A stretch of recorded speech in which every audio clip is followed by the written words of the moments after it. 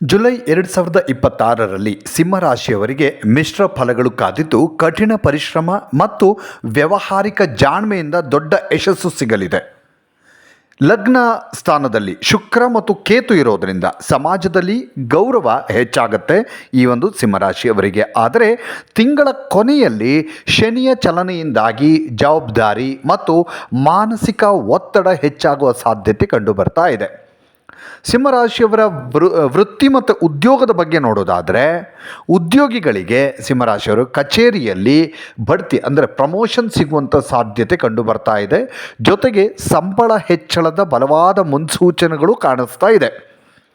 ಇನ್ನು ನಿಮ್ಮ ಸೃಜನಶೀಲ ಕೆಲಸಗಳಿಗೆ ಅಂದರೆ ನಿಮ್ಮ ಆಕ್ಟಿವಿಟಿ ನೋಡಿ ಹಿರಿಯ ಅಧಿಕಾರಿಗಳು ಮೆಚ್ಚುಗೆ ವ್ಯಕ್ತಪಡಿಸ್ತಾರೆ. ಹಾಗೆ ಸಮಾಜದಲ್ಲಿ ಕೀರ್ತಿ ನಿಮಗೆ ಸಿಗುತ್ತೆ, ಗೌರವ ಸಿಗುತ್ತೆ.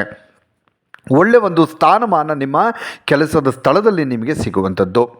ಮತ್ತು ಉದ್ಯಮಿಗಳಾಗಿದ್ದರೆ ಸಿಂಹರಾಶಿಯವರು ಹೊಸ ಹೂಡಿಕೆ ಮಾಡೋದಕ್ಕೆ ಒಂದು ಒಳ್ಳೆ ಟೈಮ್ ಇದು, ಒಳ್ಳೆ ಟೈಮ್ ಇದೆ. ನೀವು ಹೂಡಿಕೆಯನ್ನು ಮಾಡಬಹುದು. ಅಂದರೆ ನೋಡಿ ಹೂಡಿಕೆಯನ್ನು ಮಾಡಿ, ಅಂದರೆ ಯಾವ ಒಂದು ಸೆಕ್ಟರಲ್ಲಿ ಹೂಡಿಕೆ ಮಾಡ್ತೀರಿ ಅನ್ನೋದನ್ನು ನೋಡ್ಕೊಂಡು ಹೂಡಿಕೆ ಮಾಡೋದು ಒಳ್ಳೆಯದು.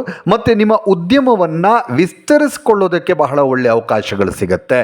ನಿಮ್ಮ ಬಿಸ್ನೆಸ್ಸನ್ನು ಇನ್ನೂ ಜಾಸ್ತಿ ಮಾಡೋದಕ್ಕೆ ನಿಮಗೆ ಅವಕಾಶಗಳು ಸಿಗುತ್ತೆ. ಅವಕಾಶವನ್ನು ಬಳಸ್ಕೊಂಡು ನೀವು ಇನ್ನಷ್ಟು ಎತ್ತರಕ್ಕೆ ಬೆಳೆಯೋದಕ್ಕೆ ಸಾಧ್ಯವಾಗುತ್ತೆ.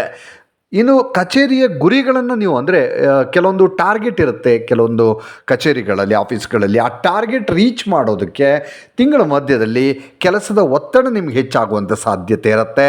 ತಾಳ್ಮೆಯಿಂದ ಈ ಕೆಲಸವನ್ನು ನೀವು ನಿಭಾಯಿಸಬೇಕಾಗತ್ತೆ. ಹಾಗೆ ಆರ್ಥಿಕ ಪರಿಸ್ಥಿತಿಯ ಬಗ್ಗೆ ನೋಡೋದಾದರೆ ಹೊಸ ಆದಾಯದ ಮೂಲಗಳು ಸೃಷ್ಟಿಯಾಗ್ತವೆ. ಸಿಂಹರಾಶಿಯವರಿಗೆ ಜುಲೈ ತಿಂಗಳಲ್ಲಿ ಹೊಸ ಆದಾಯ ಬರುವಂತಹ ಒಂದು ಅವಕಾಶ ಲಭಿಸುತ್ತೆ. ಆರ್ಥಿಕ ಪರಿಸ್ಥಿತಿ ನಿಮಗೆ ಕ್ರಮೇಣವಾಗಿ ಸುಧಾರಿಸ್ತಾ ಹೋಗುತ್ತೆ. ಮತ್ತು ಸೌಕರ್ಯ ಅಥವಾ ಐಷಾರಾಮಿ ವಸ್ತುಗಳಿಗಾಗಿ ನೀವು ಹಣವನ್ನು ವ್ಯಯಿಸುವ ಸಾಧ್ಯತೆ ಇದೆ. ಅಂದರೆ ಕಂಡದೆಲ್ಲ ತಗೊಳ್ಳುವಂಥದ್ದು, ಇದು ಬೇಕು ಅದು ಬೇಕು ಅನಿಸುತ್ತೆ, ಎಲ್ಲವೂ ಕೂಡ ಪರ್ಚೇಸ್ ಮಾಡ್ತೀರಿ. ಆದರೆ ಅದು ಸ್ವಲ್ಪ ನಿಮಗೆ ಹಣದ ಒಂದು ಅಭಾವವನ್ನು ಉಂಟು ಮಾಡೋ ಸಾಧ್ಯತೆ ಕೂಡ ಇರುತ್ತೆ. ಹಾಗಾಗಿ ಸ್ವಲ್ಪ ಬಜೆಟ್ ನೋಡ್ಕೊಂಡು ಖರ್ಚು ಮಾಡೋದು ಒಳ್ಳೆಯದು. ಜುಲೈ 16ರ ನಂತರ ಸೂರ್ಯನ ಸಂಚಾರದಿಂದಾಗಿ ನಿಮಗೆ ಅನಗತ್ಯ ಖರ್ಚುಗಳು ಹೆಚ್ಚಾಗ್ತವೆ. ಬಜೆಟ್ ಸ್ವಲ್ಪ ನೋಡಿಕೊಂಡು ಖರ್ಚು ಮಾಡೋದು ಒಳ್ಳೆಯದು. ಇನ್ನು ಶೇರ್ ಮಾರ್ಕೆಟು ಅಥವಾ ಎಲ್ಲಾದರೂ ನೀವು ಯಾವುದಾದ್ರೂ ಪ್ರಾಜೆಕ್ಟಲ್ಲಿ ನೀವು ಹೂಡಿಕೆಯನ್ನು ಮಾಡ್ತೀರಿ ಅಂತಂದರೆ ರಿಸ್ಕ್ ಇರುವಂಥ ಹೂಡಿಕೆಗಳಿಂದ ಈ ತಿಂಗಳು ನೀವು ದೂರ ಇರೋದು ಒಳ್ಳೆಯದು. ತುಂಬ ರಿಸ್ಕ್ ಇದೆ ಅಂದರೆ ಅದಕ್ಕೆ ಕೈ ಹಾಕದೇ ಇರೋದು ಬಹಳ ಒಳ್ಳೆಯದು. ಇನ್ನು ಕೌಟುಂಬಿಕ ಮತ್ತು ಪ್ರೇಮ ಜೀವನ ನೋಡೋದಾದರೆ, ಪ್ರೇಮ ಜೀವನದಲ್ಲಿ ಪ್ರೀತಿ ಮತ್ತು ರೊಮ್ಯಾನ್ಸ್ ಹೆಚ್ಚಾಗುತ್ತೆ. ಸಂಗಾತಿಯೊಂದಿಗೆ ಉತ್ತಮ ಸಮಯ ಕಳಿತೀರಿ ಸಿಂಹರಾಶಿಯವರು. ಮತ್ತು ಕಷ್ಟದ ಸಮಯದಲ್ಲಿ ಆಪ್ತ ಸ್ನೇಹಿತರು ಮತ್ತು ಕುಟುಂಬದವರಿಂದ ನಿಮಗೆ ಒಳ್ಳೆ ಬೆಂಬಲ ಸಿಗುತ್ತೆ, ಸಹಕಾರ ಸಿಗುತ್ತೆ. ಹಾಗೆ ತಿಂಗಳ ದ್ವಿತೀಯಾರ್ಧದಲ್ಲಿ ಶನಿಯ ಪ್ರಭಾವದಿಂದ ಕೌಟುಂಬಿಕ ವಿಷಯಗಳಲ್ಲಿ ಸಣ್ಣ ಪುಟ್ಟ ಜಗಳಗಳು ಅಥವಾ ಭಿನ್ನಾಭಿಪ್ರಾಯಗಳು ಮೂಡುವ ಸಾಧ್ಯತೆ ಹೆಚ್ಚಾಗಿದೆ. ಹಾಗಾಗಿ ಸ್ವಲ್ಪ ಮಾತಿನಲ್ಲಿ ಹಿಡಿತಾ ಇದ್ದರೆ ಒಳ್ಳೆಯದು. ಇನ್ನು ಆರೋಗ್ಯದ ಬಗ್ಗೆ ನೋಡೋದಾದರೆ, ತಿಂಗಳ ಆರಂಭದಲ್ಲಿ ಜುಲೈ ತಿಂಗಳ ಆರಂಭದಲ್ಲಿ ಸಿಂಹರಾಶಿಯವರಿಗೆ ದೈಹಿಕ ಆರೋಗ್ಯ ಎಲ್ಲ ಕೆಲಸಗಳಿಗೂ ಉತ್ತಮ ಸಹಕಾರ ಕೊಡುತ್ತೆ. ಏನೂ ತೊಂದರೆ ಇಲ್ಲ ದೈಹಿಕವಾಗಿ.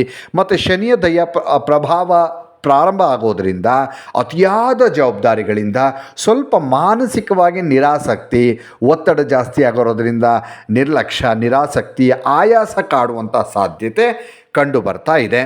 ಇನ್ನು ದೀರ್ಘಕಾಲದ ಕಾಯಿಲೆ ಇರುವಂಥವರು, ತುಂಬ ಯಾವುದಾದ್ರು ದೈಹಿಕ ಸಮಸ್ಯೆ ಇರುವಂಥವರು ನಿಯಮಿತ ತಪಾಸಣೆ ಮಾಡಿಸ್ಕೊಳ್ಳೋದು ಒಳ್ಳೆಯದು. ಧ್ಯಾನ ಮಾಡೋದು ಒಳ್ಳೆಯದು, ಮೆಡಿಟೇಷನ್ ಮಾಡಿ ಒಳ್ಳೆಯದಾಗತ್ತೆ. ಮತ್ತು ಪ್ರತಿದಿನ ಪರಿಹಾರ ಅಂತ ನೋಡೋದಾದರೆ, ಪ್ರತಿದಿನ ಸೂರ್ಯ ದೇವರಿಗೆ ಅರ್ಘ್ಯವನ್ನು ನೀಡಿ ಸೂರ್ಯ ನಮಸ್ಕಾರ ಮಾಡಿ, ಶನಿ ಕಾಟದ ನಿವಾರಣೆಗಾಗಿ ಶನಿವಾರದಂದು ಶನಿ ಚಾಲಿಸವನ್ನು ಪಠಿಸಿ ಶಿವನ ಆರಾಧನೆಯನ್ನು ಮಾಡಿ, ಗುರುವಾರಗಳಂದು ಗುರುದೇವರಿಗೆ ಅಂದರೆ ಸಾಯಿಬಾಬಾ ಇರಬಹುದು, ರಾಘವೇಂದ್ರ ಸ್ವಾಮಿ ಇರಬಹುದು, ಹೀಗೆ ಗುರುಗಳಿಗೆ ತುಪ್ಪದ ದೀಪವನ್ನು ಹಚ್ಚಿ ಪ್ರಾರ್ಥನೆ ಮಾಡೋದ್ರಿಂದಲೂ ಕೂಡ ನಿಮಗೆ ಶುಭ ಫಲವನ್ನು ನೀವು ಕಾಣೋದಕ್ಕೆ ಸಾಧ್ಯವಾಗುತ್ತೆ. ಇನ್ನಷ್ಟು ವಿಡಿಯೋಗಳಿಗಾಗಿ ಮೀಡಿಯಾ18 ಕರ್ನಾಟಕ ಚಾನಲನ್ನು ಸಬ್ಸ್ಕ್ರೈಬ್ ಮಾಡಿ. ಹಾಗೂ ಹೊಸ ವಿಡಿಯೋಗಳ ಅಪ್ಡೇಟ್ಗಳಿಗಾಗಿ ಬೆಲ್ ಐಕನನ್ನು ಕ್ಲಿಕ್ ಮಾಡಿ. Thank you.